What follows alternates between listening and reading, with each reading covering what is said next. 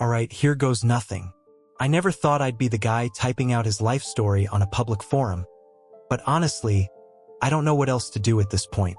I feel like I'm drowning. And the only way to make sense of all the chaos in my head is to lay it all out here. Maybe someone will read this and relate. Maybe I'll get some advice. Or maybe I just need to vent to complete strangers who don't know me or my wife. Either way, this is the story of how my life turned upside down. All thanks to the woman I thought I'd spend the rest of my life with. Spoiler alert, I was dead wrong. I guess I should start with some background. My name's Jake, and for the last 8 years, I've been married to Lisa. From the outside, our life probably looked like the picture-perfect suburban dream. Nice house, 2 cars, a dog we rescued a few years ago. You know, the usual checklist for a successful marriage. We had our share of problems, of course, what couple doesn't? But overall, I thought we were solid. We had both worked hard to build the life we wanted, and I was proud of what we had. Lisa had always been the ambitious, confident type. She worked in marketing, was great with people, and had a ton of friends. I always admired that about her. But looking back now, maybe I admired her too much, trusted her too much. Started a few months ago. You know how they say hindsight is 20/20? Well, at the time, I had no clue what was going on, but now it's painfully clear. Lisa started acting different.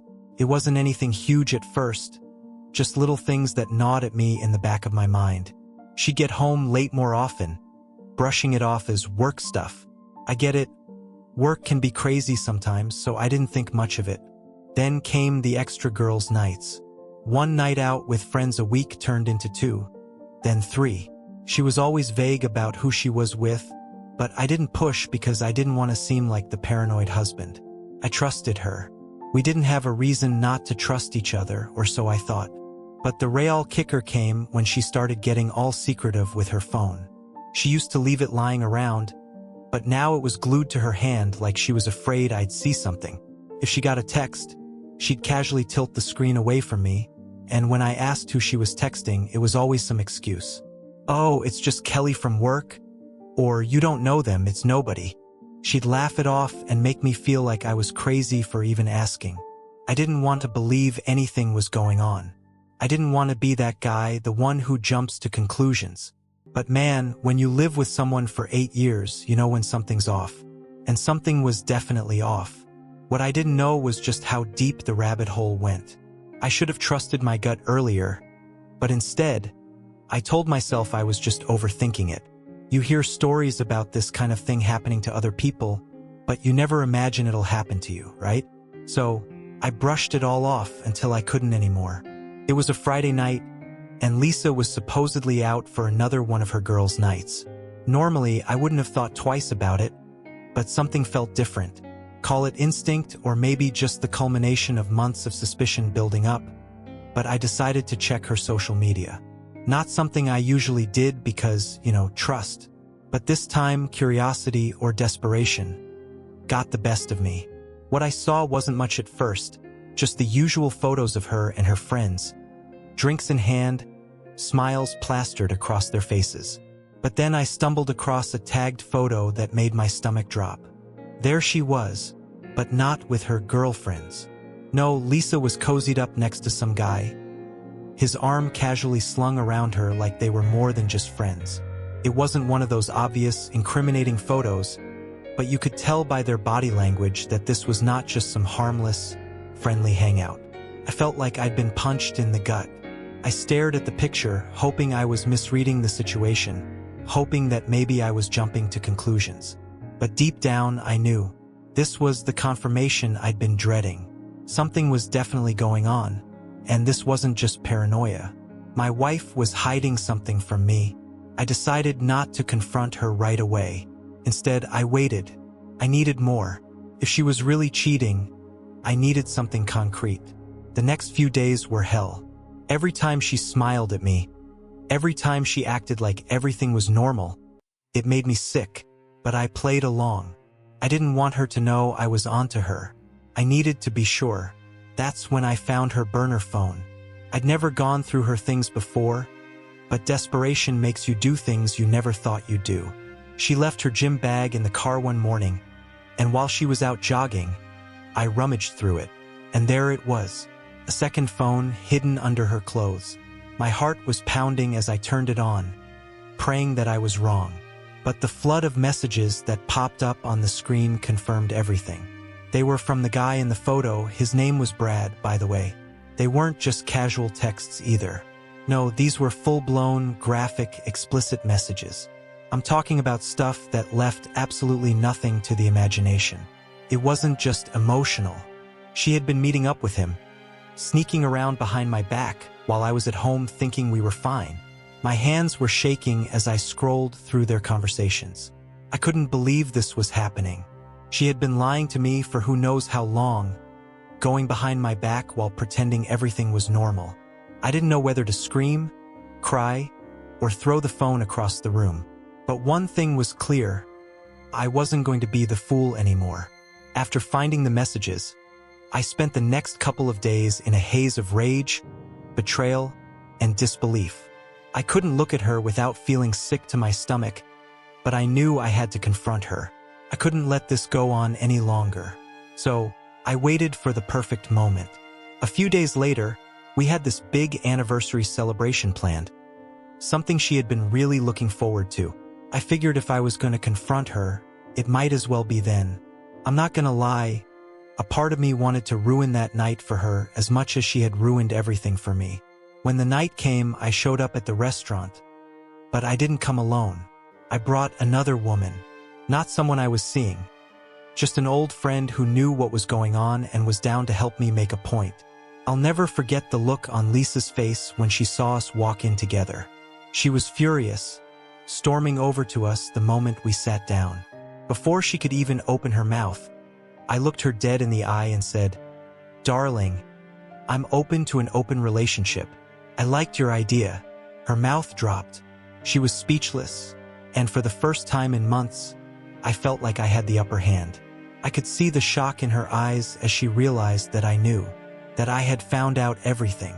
She stammered, trying to come up with some excuse, some lie, but I wasn't having any of it. I stood up, leaned in close, and whispered, "I know about Brad. I know everything." The color drained from her face.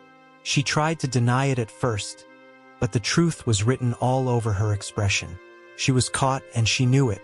What happened next was a masterclass in manipulation, or at least Lisa's pathetic attempt at it. I stood there, arms crossed, waiting for her to explain herself, to see if she would at least have the decency to admit to what she had done. But instead, she went full defense mode. Her first reaction? Deny, deny, deny. "It's not what you think," she started, her voice shaking a bit, but there was this underlying edge to it. "Those texts," she paused, probably trying to think up a quick lie. "They're nothing. They're just fantasy, you know? Something to spice things up a little, that's all. It was just flirting, nothing serious. It didn't mean anything." I almost laughed. "Fantasy," I said, raising an eyebrow. "You call meeting up with some guy behind my back a fantasy? Come on, Lisa. Give me a little credit." Her face flushed with anger, but she tried to keep her cool, switching tactics like a pro. "Well, it's because we've been drifting apart, Jake.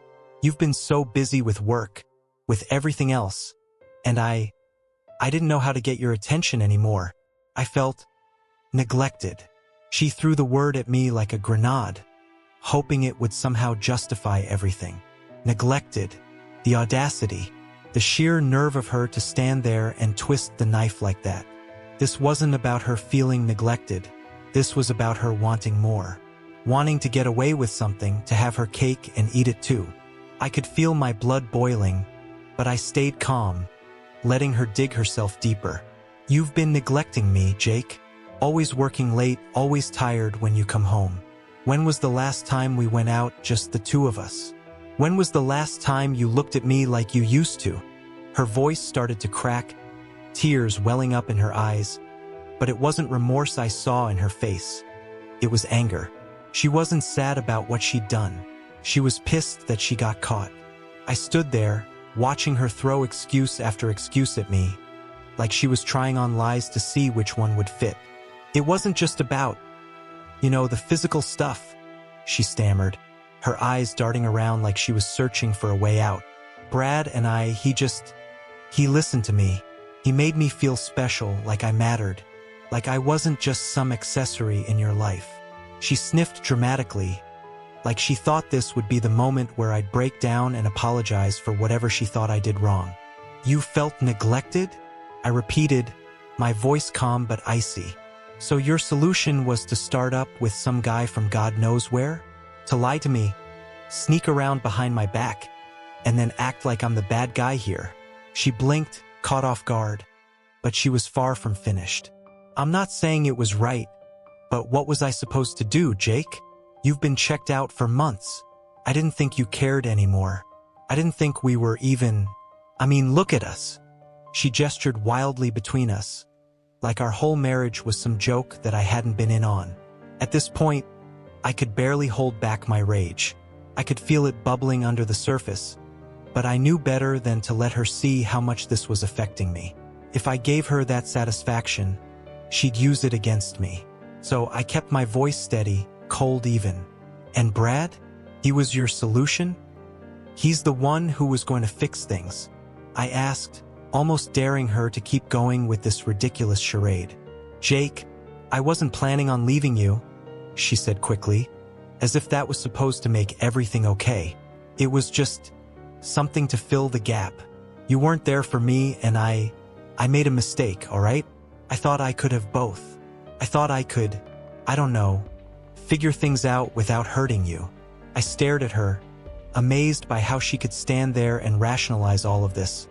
Like somehow her actions made sense. Like this was all my fault for not being there enough. She was trying to spin the narrative to make me the villain in this story. But I wasn't having it. Figure things out without hurting me? I repeated, my voice sharper now. Lisa, you've been lying to my face for months. You've been meeting up with this guy, doing God knows what, and now you're trying to act like it was some kind of accident? Like you made a mistake? Do you even hear yourself right now? Her defenses were crumbling, but instead of admitting the truth, she doubled down. I didn't plan for this to happen, Jake. I didn't mean for it to get this far. It just happened. I was lost, okay? I didn't know what else to do. At that moment, something inside me snapped. I had heard enough. I had given her the chance to come clean, to show some kind of remorse, some kind of accountability. But all she had done was lie, deflect, and try to make herself the victim. It was pathetic, and I was done playing the fool. You didn't know what else to do? I said, my voice finally breaking through the calm. How about talking to me? How about being honest? You know, like in a real marriage? Instead, you chose to betray me, to sneak around and then try to turn this into some sob story about how I'm the one who wasn't there for you. She was quiet now, her face hardening. The tears had dried up, and she wasn't even trying to play the victim anymore. Instead, she glared at me, like I was the one who had wronged her, like I was supposed to feel guilty for catching her in the act. Maybe if you weren't so wrapped up in your own life, this wouldn't have happened, she muttered under her breath. And that was it. That was the moment I realized there was no saving this. No matter what she said or did, she was always going to see herself as the victim, always going to find a way to make me the bad guy. There was no apology coming, no real remorse. She had made her choice, and now I was making mine.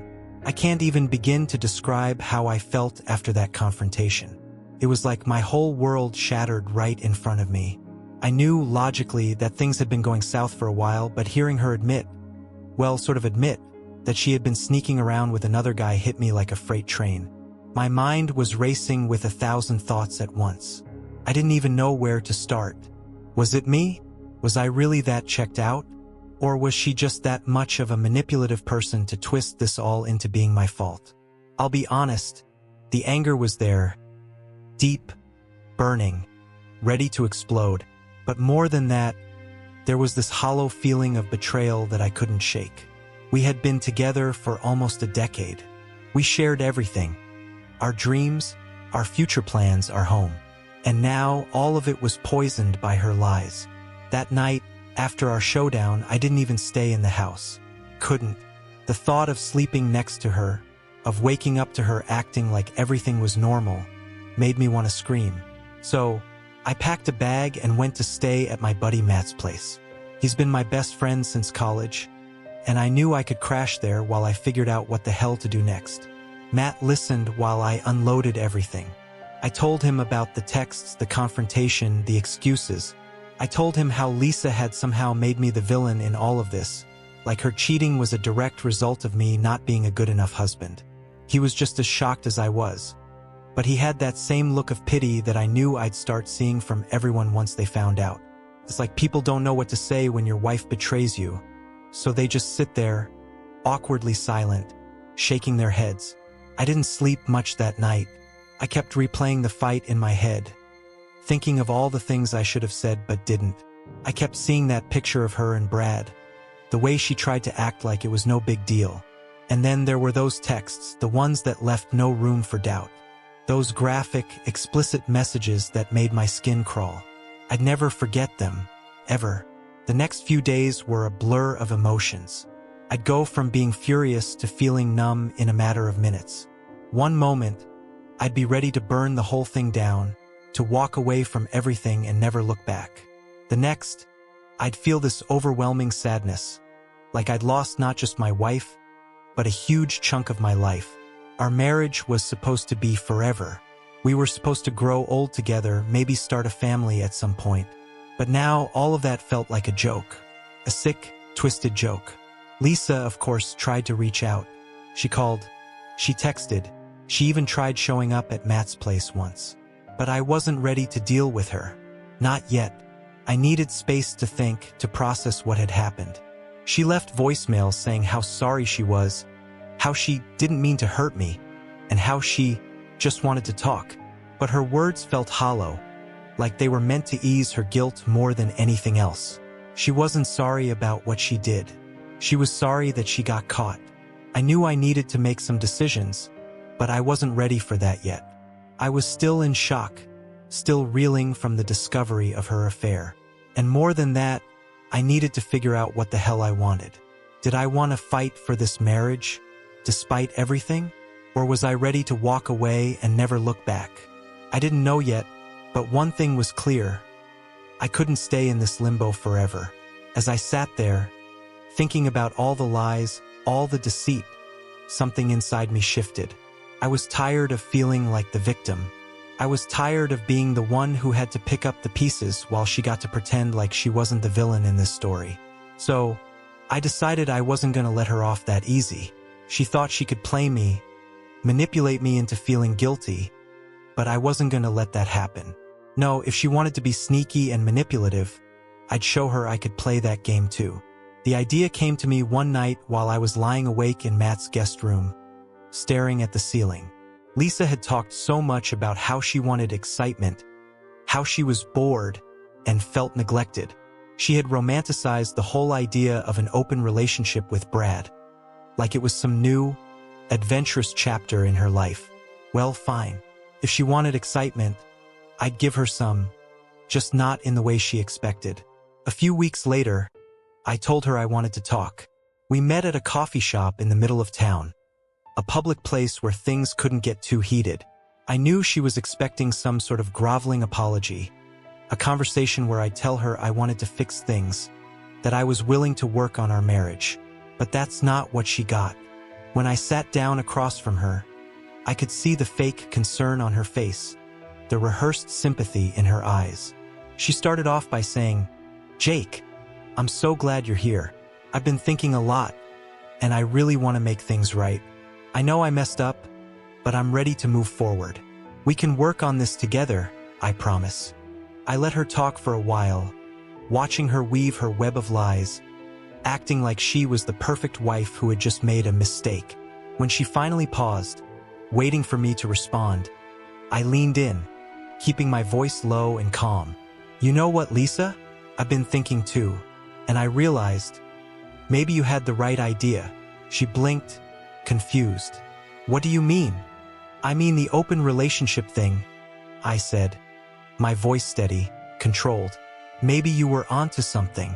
I mean, if you needed more excitement, More freedom, maybe I do too. Her face froze. For the first time since this whole thing started, she didn't have a ready response. She just stared at me, wide-eyed, as if she couldn't believe what she was hearing. I've actually met someone, I continued, leaning back in my chair, watching her reaction. It's been really refreshing, you know? To be with someone who doesn't lie to my face. Someone who's honest and upfront. So, thanks for the idea. It's really opened my eyes. She was speechless. I could see the gears turning in her head as she tried to process what I was saying. Finally, she found her voice. Jake, you can't be serious. This isn't what I meant. You're just saying this to hurt me. I smiled. Oh, I'm dead serious. And you know what? Feels pretty damn good. So here's what's going to happen. I'm moving forward with this open relationship, your idea, remember? And if you don't like it, well, too bad. Her jaw dropped. For the first time in this whole mess, I had the upper hand, and it felt amazing. In the days that followed, I made sure to let Lisa know I was serious. I started going out more, meeting new people, posting pictures of myself with other women on social media. Nothing scandalous, but enough to make sure she saw. I wanted her to feel exactly what I had felt when I saw her with Brad, betrayed, hurt, and powerless. She tried calling me, texting me, begging me to talk things out, but I didn't give her the satisfaction of a reply. I let her stew in the mess she had created, knowing full well that she was losing her grip on the situation. It was poetic justice in a way. She had wanted excitement, had wanted to explore new things without consequences. Well, now she was getting a taste of her own medicine. After weeks of letting her squirm, I finally decided enough was enough. I was done playing games. I filed for divorce. There was no saving this marriage, not after everything she had done and the lies she had told. I wanted out. I wanted to start fresh, free from her manipulation and deceit.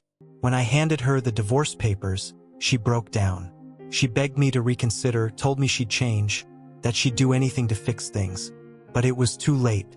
The damage was done. I told her calmly that there was no going back. I couldn't trust her, and without trust, there was nothing left to fight for. Looking back now, I realized that I should have seen the red flags earlier. I should have trusted my gut and confronted her when things first started feeling off. But I was blinded by love, by the life we had built together. I wanted to believe that our marriage was strong enough to survive anything. But the truth is, trust is everything in a relationship. Once that's broken, there's no going back. My advice to anyone in a similar situation: don't ignore the signs. Trust your instincts. If something feels off, it probably is. And don't let anyone make you feel like you're the reason they betrayed you. Cheating is a choice. Lies are a choice. Don't let someone else's selfishness define your worth. You deserve better than that. And if you ever find yourself in a situation like mine, where the person you love betrays you in the worst way possible, remember this: you don't owe them anything. Not your forgiveness, not your loyalty, nothing. Take control of your life and don't be afraid to walk away.